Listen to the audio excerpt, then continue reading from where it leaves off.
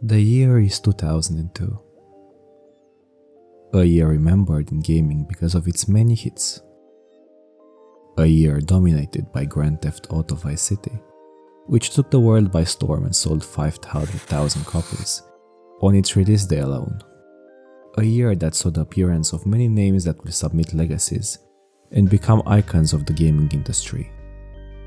We're talking Mafia, Ratchet & Clank, Splinter Cell, Kingdom Hearts. In all honesty, I haven't played all the games I just listed, not even most of them. I have been stuck in purgatory for a certain portion of my life.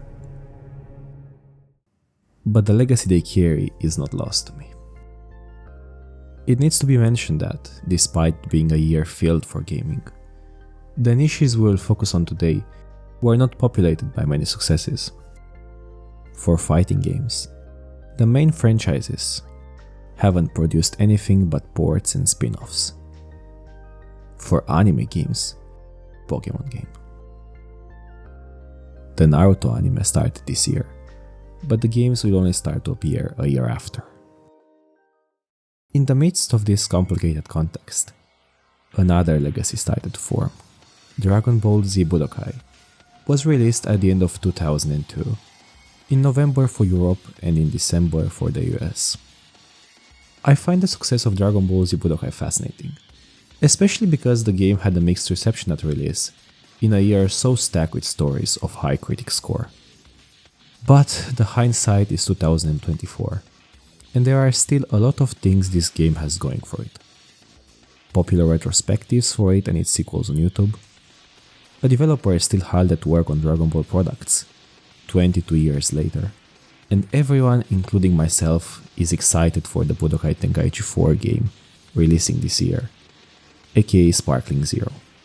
And yes, Budokai and Budokai Tenkaichi are different games developed by different companies, but the Budokai name itself carries a lot of weight nowadays, even in the absence of all the great trailers for Sparkling Zero. And the legacy of this name started here. So hello travelers. My name is Arvan, and I have embarked on a journey to understand the legacy of all the games bearing the Budokai name, before the arrival of Sparkling Zero. Today is the beginning of that journey, so join me as we complete Dragon Ball Z Budokai and explore how it created a legacy.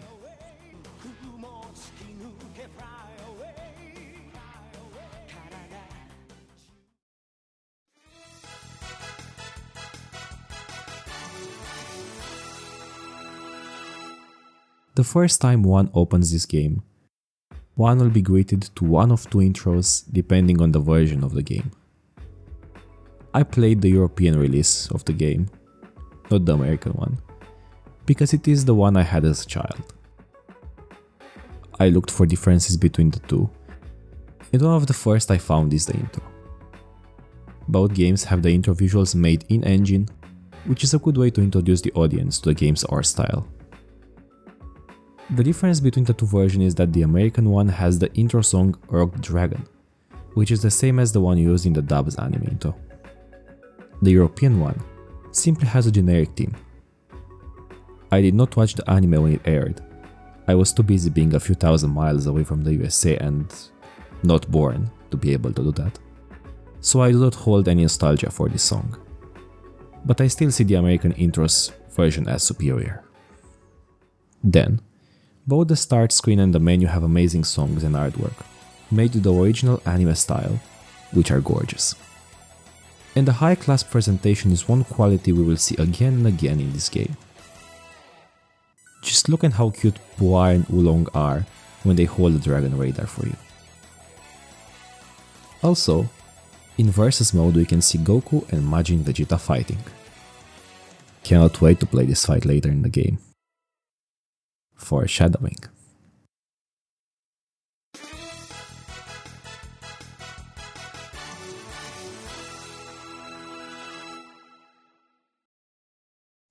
The main mode of this game is simply called Story. For many people, including myself, this was the first time they were experiencing the Dragon Ball Z story, or even if they watched the anime, it was the first time they had control over which parts they wanted to watch. So, giving an authentic take on the story was, in my opinion, the best choice. Since I first experienced the story to this game, and I still am, years later, a fan of the franchise, I would say they succeeded. This game mode is divided into two portions: cutscenes and fights. At few instances there are some minigames, but those are pretty scarce, so I do not mind them for much. I heard theories speculating maybe they were meant to be more minigames, but I think the game has a good flow as it is. For the cutscenes, they continue with the excellent presentation. And I mean it, they overdid it with these cutscenes, they are amazing. All of them are in engine, and at one point, out of sheer amazement, I started counting what models were made in engine for this game, only for cutscenes and had no gameplay purpose.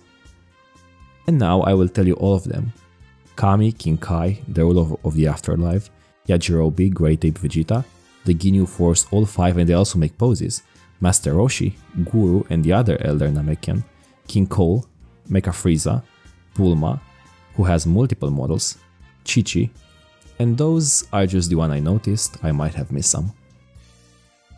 So, as the first game of the Budokai franchise, it does an extremely good job in introducing the player to the characters, their style, their relations, and everything else they would need to know to have a basic understanding of what is going on. I actually haven't consumed anything Dragon Ball in a while, so hearing Piccolo scream Maka in the first mission actually got me pretty hype. Oh yes, I forgot to mention, another big difference between the EU and the US version is that the EU has vocalization in Japanese. And as I said earlier, I have never seen the dub. Even when I saw the anime, I saw the subbed version of the anime, so I always prefer consuming the Dragon Ball Z games in Japanese. That's just a personal preference because of how I grew up with the series. But one benefit I get, which I absolutely adore, is the fact that I get the name of the original techniques in Japanese, like the Genki Dama or the Kaioken. Also relating to presentation, I love how in the loading screens the radar that shows the Dragon Ball Z logo is interactable. You can move it with the right analog stick. And this is an important mention for this game's legacy, as all future games will have interactable loading screens. I remember having a screen filled with ghosts of Gotenks back in the day. Those were the days. Now let's talk gameplay.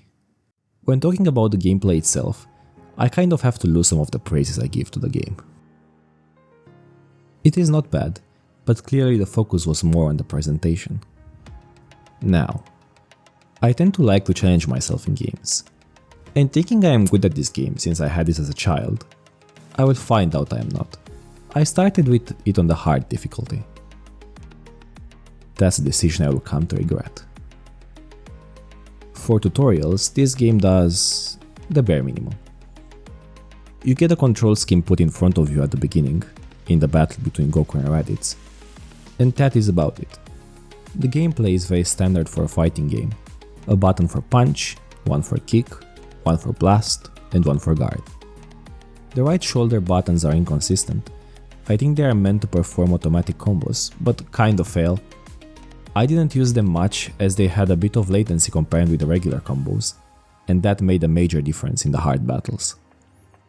A complaint I have is that you can use special moves only in combos, which is especially bad because a lot of times the basic special moves, like Kamehameha or Gallic Gun, don't knock back your opponent, making the player vulnerable to counterattacks. In some combos, these abilities do have knockback, but the inconsistency only makes them feel less reliable in my opinion. There are some more specific mechanics, I will talk about them when we get to certain battles. Also, the Kamehameha is not blue, which bothered me each time I saw it on screen. Like, why? First, let's talk about something the game fails to teach the player. Before going into the story, I went to practice to beat Piccolo a little for all his misdeeds in Dragon Ball. Serves him right before turning a new leaf. Tried all the buttons, figure out the left shoulders do nothing, punched, kicked, the usual. After checking out the controls, I concluded there is no way to charge your ki but hitting your opponent. Right? Wrong. I go and try a battle in duel mode before heading into the story, and guess what my opponent does? You tripping, bro. You tripping! So I go online. And what do you think the control prompt for charging ki is? Maybe it is one of the 2 shoulder buttons that are unused? No. You need to guard, and while holding guard, you need to input back with the left analog stick twice in quick succession. Just why? I tell you now, I played this game for a lot of my childhood, and I never knew how to do this. And if it wasn't for this GameSpot post, I would have never figured it out. When it comes to the story battles themselves, they were, even on hard, manageable. Well, most of them at least. First, let's talk about the battle dynamic. To sum it up, it's about taking turns guarding and picking the right moment to begin your attack. When your opponent attacks, you guard. Then they have a period of vulnerability, so you attack. If they have time to guard, the cycle repeats. To actually get some hits in, you need to be able to hit in between their attacks or hit some guard breaks, which are either a grab or a burst attack. It is a decent gameplay loop, and one I probably wouldn't have understood so intimately if I wasn't playing on hard. Let's now talk about the fights that were harder to manage, and we will talk about some in-depth mechanics they highlight as well. But before that, I wanna mention quickly that the first time a player goes to the story mode, some chapters will just be missing. And we will talk about this in depth after the important battles. So, there are 2 difficulty spikes, 2 important battles in the first part of the story mode, aka the part with chapters missing. And both are spikes that make sense. The first spike is the battle with Frieza, and the second is the final battle with Cell. When it comes to Frieza, this might be my favorite fight in the game. It took me about 20 minutes to beat, which is beyond reasonable, but he was not a pushover either. To succeed, I actually had to master when to use burst attacks, and how to master an advanced mechanic called burst battles. These burst battles happen when 2 combatants hit a burst attack at the same time. They create a special sequence where you have to hit and spin like a madman, more than your opponent. It's one of the few mechanics the game actually teaches you directly in a tutorial that is part of Goku's training towards Namek. Now, the way you win this is, well, to spin the left analog like your life depends on it. Many controllers have been lost to this mechanic. But I did defeat Frieza, and it made me have a red and hurting left palm for the rest of the day. I would say worth it. Now for my least favorite fight in the game, but the one I will surely remember from this game forever. Cell vs Teen Gohan after Goku's sacrifice. It's the final battle of the first part of story mode, and I remember it vividly, being a child, on my PlayStation in my parents' kitchen, that's where the TV was, raging for hours at this battle and swearing I will never win. So I knew I was about to get mad, and it did not disappoint. I spent 2.5 hours continuously grinding this fight and rethinking my life choices. This is a battle that made me hate a lot of the mechanics in this game. It made me hate the range of the grab. It made me hate the way this dumb AI space is. It made me hate the goddamn punch Cell has.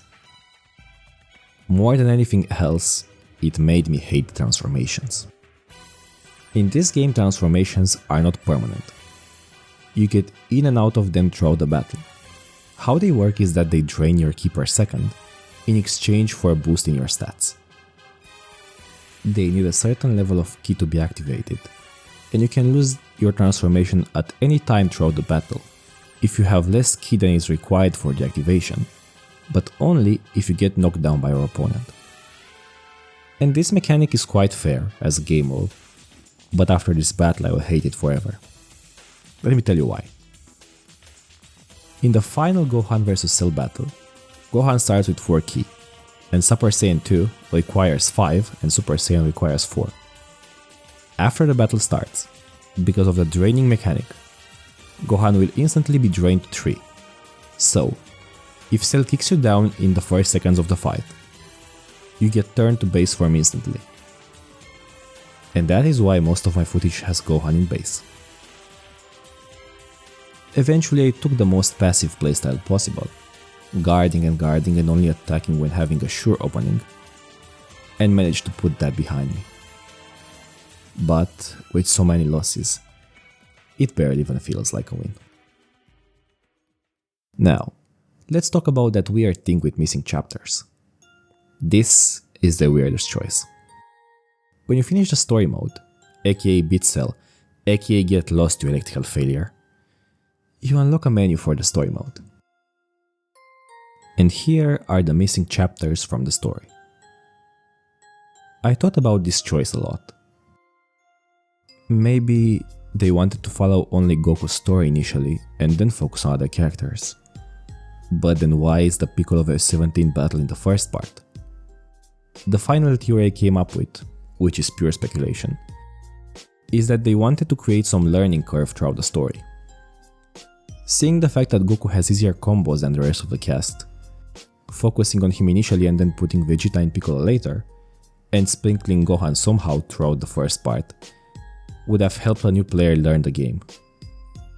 This is just a theory, and whatever their reasoning was, fragmenting the story is a bad choice that hurts the game. Also, in the second part of the story mode, I switched the difficulty down. And it is a weird choice to make, isn't it? After agonizing 2.5 hours with Cell on hard mode, what could possibly make me wish to give up on hard mode? It was this little shit. And I see how that might be confusing, so let me explain. Simple truth is, I did not find it enjoyable. When it came to Cell, while the fight was frustrating, for me it was also fitting to be so. I had the expectation of a hard fight, and I received a hard fight. But then I realized that in the second part of the story, all encounters are designed to be almost as hard as Cell. And if Gohan vs Cell felt climactic, for Piccolo to die a million times to a Cyberman, considering what he did in the manga, it just feels wrong, man. So I chose to respect the power fantasy and go back to normal difficulty, and that felt so good. And regarding this joke, the Majin Buu saga does not exist in the game. There is a secret character, but besides that, nothing. Which is particularly strange for me because on the European box art, the one I had as a kid, there are so many characters from the Majin Buu saga. There is one final thing before moving on. One that is really important for this game's legacy: the what-if scenarios. I feel like Dragon Ball has become synonymous with what-ifs. Not only on YouTube, where Goku is betrayed more times than I can count, but also in games. A lot of Dragon Ball Z games love to do what-if scenarios, and I don't know if Budokai 1 was the first, but I am pretty sure it was at the forefront of this idea. And to see how far the legacy of this goes, in Sparkling Zero there will be a custom mode where the players will be able to make custom cutscenes and tell their own stories, which is amazing. Back to Budokai, there are 3 scenarios of what if. One where Goku kills Nappa, Vegeta kills everyone and then turns Super Saiyan because he misses his old friend. The Nappa ghost from a bridge would be happy. Another what if is Frieza winning and getting immortality, which is stupid because Frieza couldn't have wished on the Namekian Dragon Balls anyway. But anyway. And finally one when Krillin gets absorbed by Cell instead of 18, and Cell becomes a very cute little fella. And the fact you can actually play as this Cell is such a nice touch. I was honestly amazed by that. These what ifs and some other secrets we will discuss later really made me see that, despite making some questionable choices, the devs of this game really loved Dragon Ball and wanted to make the best out of their work. And looking at it from this point of view, I think this is a big part of why this game withstood the test of time.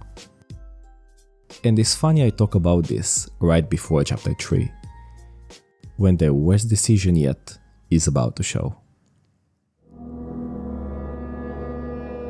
So, for you to understand the torment that was bestowed upon me, let's start with the basics. Every character in the game can be equipped with capsules. Some capsules, like special moves, are unique per character and some are common for all or a set of characters. In story mode, the game selects the capsules for you. But in duel or world tournament, you can choose from the normal setup a character has, or a custom build made by you with your own capsules. And now here comes the question. How do you get the capsules? Well, you get some from the story mode, but then for all the others you must talk with him. Sitting idly in the middle of the customization menu, staring menacingly at your every move, Mr. Popo greets you. Welcome. I'll sell you all kinds of capsules. You will hear this a million times. I am barely exaggerating. To please this evil demon, what you must do is go and play world tournament battles. For each victory, depending on what mode you played, novice, adept or advanced, you gain Zeni, which you can exchange for capsules with Mr. Popo. But the structure of his shop is the worst feature of this game. In his shop, there are the following options. Buy red and blue capsules, which are special moves. Random. Buy a green capsule, which represents a passive buff. Random. A gamble option, which can give you any capsule at random. But then, there is the recommended capsule. One which is not random. Initially, you need to buy the recommended one to buy permission in the next tiers of World Tournament. But the recommended section is also the place where you find the Dragon Balls. I saw that the first time I opened the shop, and I had a Dragon Ball there. I was very oblivious to what this will imply later on. I found a guide after finishing the story, which I will link in the description, explaining how the system works. Basically, every time you leave and re-enter the shop, the recommended capsule changes. And it can be anything. A 1000 blue or an 8000 Dragon Ball. So you need to close and close and close this shop until one of two things happen.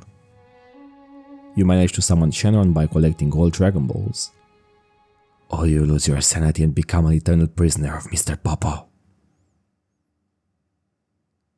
I did manage to summon him, but I think some part of me is still trapped in the shop, forever lost. If you do plan to suffer through this, the guide in the description really helps. Another thing that helps a lot is the frame limit disabler from the PCX2 emulator, which basically sends the game in the max amount of FPS your PC can produce. It makes any fight unplayable, so disable it when you can actually play. But for navigating menus or for skipping through the dialogue in the World Tournament, my god is it useful. That is why the arrow here moves like this. It discovered a new dimension beyond 30 FPS. For the World Tournament mode, the battles are unsurprisingly the same, except they are not because of a new annoying mechanic. The ring out. If the enemy throws you out of the borders of the ring, you instantly lose. No matter if they have 1 HP and you almost full health, which definitely did not happen to me. Yeah. So to best deal with this, I initially used a small character as they are harder to kick around. Since I already bonded with Gohan after our Cell battle, I played with him and made him a cool custom build. But there is also a cheese setup. One that I found in the guide and I really want to share in this video. One that I improved as well. One that I called the biological time bomb. Let me explain. What you do is you pick a big guy, one that gets thrown out of the ring hard. I chose Nappa. Then, you don't give him any special moves. Instead, you give him 3 very powerful green capsules: Heart Disease, Vaccine, and Bulma's Armor. What does this combo do? Well, Heart Disease drains the life of both players ever since the match start. It's Goku's head virus.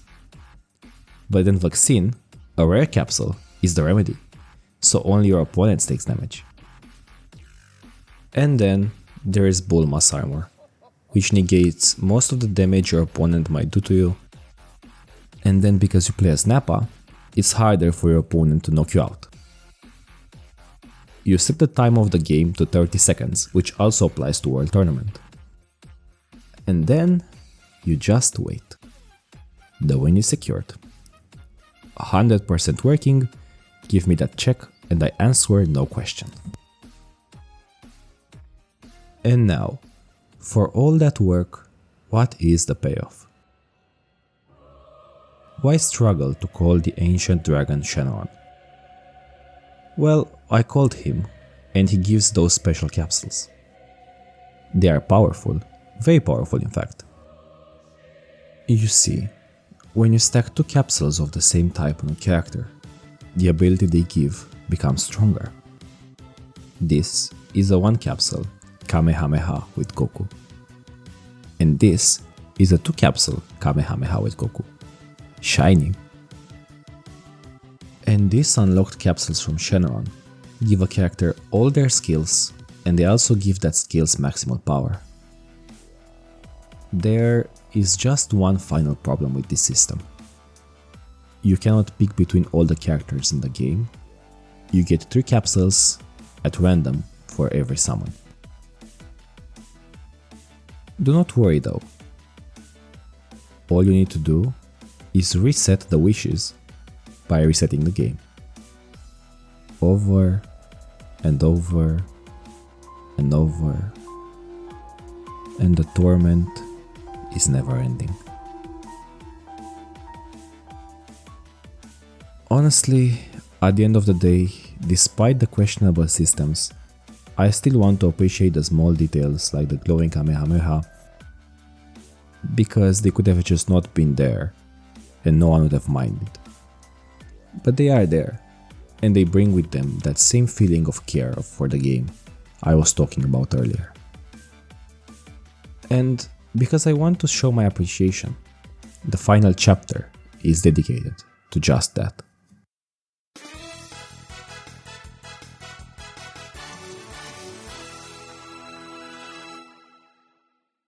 Here we are, about to uncover the gems hidden in the deepest parts of this game. We already talked about the Dragon Balls and their rewards.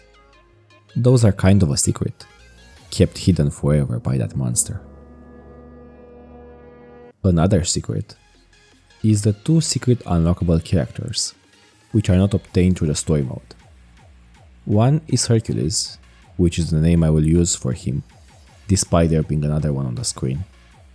The other secret character, which is not even visible in the menu and is hidden in Gohan's section, is Great Saiyaman. And his inclusion makes me wonder even more what happened with the Buu saga. I really hope it will be there in Budokai 2. Besides these 2 hidden characters, which you get from the World Tournament victories, Mr. Popo hides 2 more secrets. Have you noticed that in the menu, the numbering of game modes is made with Dragon Balls? We have Story with 1-star Dragon Ball, Duel with 2-star Dragon Ball, Agony with 5-star Dragon Ball, etc. But there are only 6 game modes. Initially. That is because Mr. Popo took the 7th mode hostage and demands money to give it back. And once you give him those money, you can get it. Enter The Legend of Hercules. A gauntlet-style game mode where you play as the world champion of Earth himself, in a world where somehow he manages to defeat both the Z Fighters and Cell. It's an insane premise, but they animated Cell with Krillin absorbed, so anything is possible here. And unlike in the Tenkaichi games, Hercules is quite a good character in this game.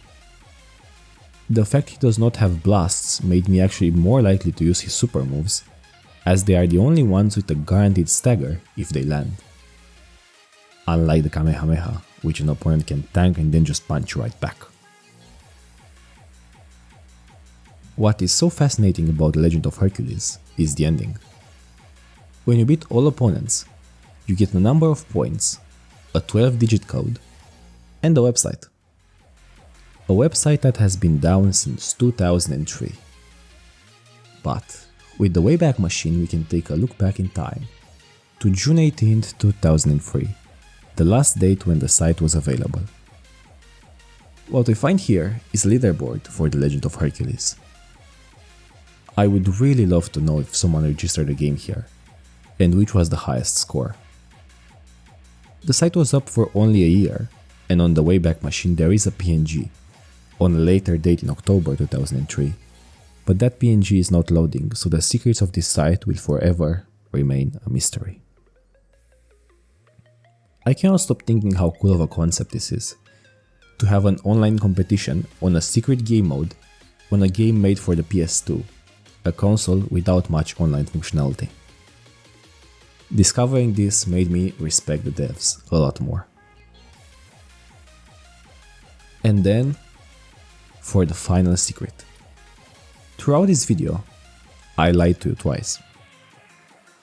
First lie was that there are only 2 secret characters in this game. There are in fact 3. The second lie was when I put Mega Frieza on the list of models that are not part of the game. Mega Frieza is in the game as a playable character. It is the final secret kept away by Mr. Popo, the final secret I need to release to be done with his torture. He will only release the secret for 12,000 zeni. And fortunately, when it appeared in the recommended section, I had the cash. I did not even know such an expensive item existed. Funnily enough, it is mentioned in the guide I read, but I thought it was some kind of hoax. But it is real, and is so cool. It is a stronger version of the Sensu Bean that, if activated, revives Frieza to full health after dying, bring his ki to maximum and...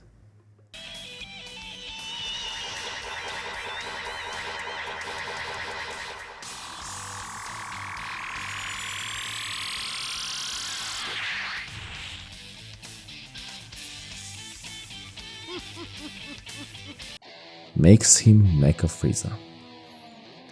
It even has an animation for the transformation. Do you see what I mean when I say someone had passion when designing this game? I have played this game all my childhood and had no idea this was here. What developers create a secret character and put so much work into it just to hide it somewhere, only the most dedicated of players will ever find it. But these devs did, and I respect them so much for it. So, Dragon Ball Z Budokai 1. A lot of rough edges, but underneath, one can see soul and passion. And honestly, after spending so much time with it, I am not surprised it got as big as it got, still carrying weight years later. The what ifs, the cutscenes, the secrets, those were made by people who love their work. And in all that being said, I need to do one more thing before finishing this video.